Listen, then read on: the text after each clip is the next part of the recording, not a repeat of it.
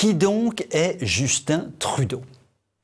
Indépendamment du fait qu'il soit jeune, qu'il soit beau, qu'il soit séduisant, Trudeau est le Premier ministre du Canada. En termes de glamour politique, il est le seul concurrent sérieux de Manu. Sacré politicien le plus sexy de la planète par la presse allemande, largement aussi corrompu que Manu par toutes les idéologies politiquement correctes, on pourrait presque dire que c'est son alter ego. Eh bien, Justin Lebeau est au cœur d'un scandale d'image assez cocasse. Monsieur le Premier ministre nourrit à ses heures perdues une passion coupable pour le travestissement. Attention, mauvaise langue, je parle de déguisement, je vous vois venir.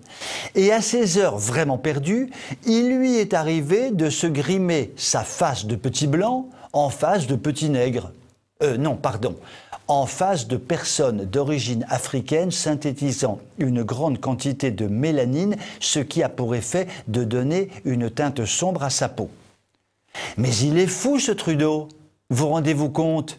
Lui, le prince du multiculturalisme, l'apôtre du vivre ensemble heureux, le pourfendeur de Trump, a osé ce genre de facétie.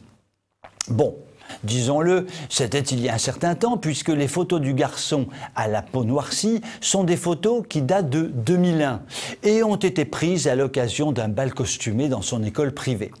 Quoi qu'il en soit, le monde entier, bien pensant, a crié au blasphème.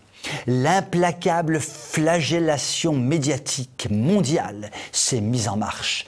Justin Trudeau devait faire repentance. Il a donc fait repentance.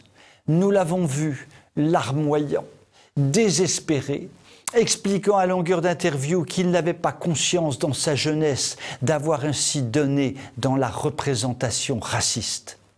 Ainsi donc, se grimer en figure africaine, chinoise ou indienne est un acte raciste. Dont acte. Inversement, un Africain, un Chinois ou un Indien qui se grimerait en figure blanche commettrait un acte raciste. Dont acte. En réalité, il faut bien avouer que le problème n'est pas tant le supposé racisme de Justin Trudeau, passé ou présent. Ce que cet apprenti playboy de la politique nord-américaine peut faire ou ne pas faire dans ses heures de loisirs festifs, on s'en tamponne la coquillette si vous me permettez cette vulgarité. Ce qui est stupéfiant dans cette affaire, c'est le retentissement hallucinant que la presse peut donner à un non-problème au nom d'une idéologie antiraciste devenue un monstre tout-puissant et jamais rassasié. Vous pouvez m'écrire si vous le voulez. À très bientôt.